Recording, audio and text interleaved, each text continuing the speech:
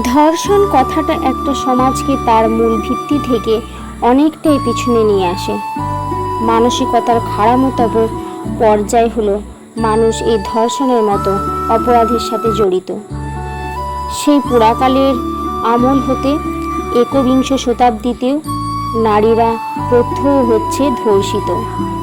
নিরাপত্তাহীনতা চোখের সামনে সুস্পষ্ট।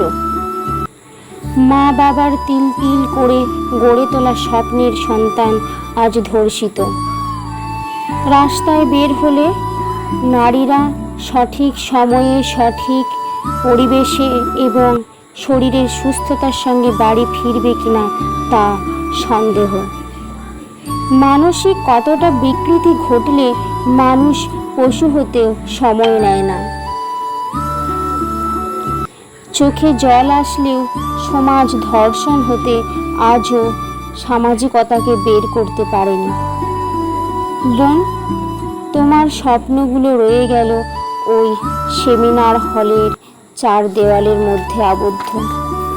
কতটাই না তুমি চিৎকার করেছো, কতটাই না তুমি বাঁচার চেষ্টা করেছো, যুদ্ধ করেছো, তা তোমার শরীরের এক একটি ক্ষত প্রমাণিত। যে পাশবিক অত্যাচার তোমার শরীর সইল, তোমার আত্মা তা কখনো ক্ষমা করবে না। হয়তো তোমার আত্মা সবই ভালোভাবে জানে।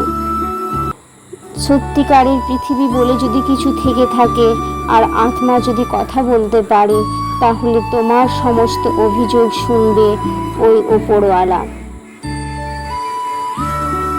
আমার সমস্ত ধর্ষিত ওই বোনগুলো যদি পারতো বলতে কথা, বলে যেত তাদের সমস্ত অপরাধীদের কথা।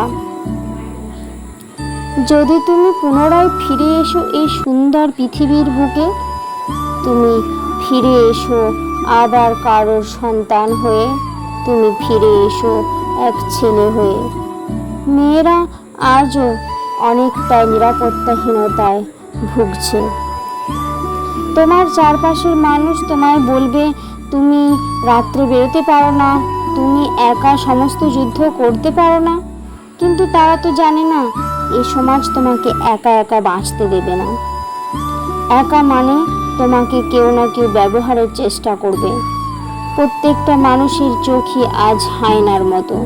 পৃথিবী জুড়ে তুমি কাকেই বা বিশ্বাস করবে?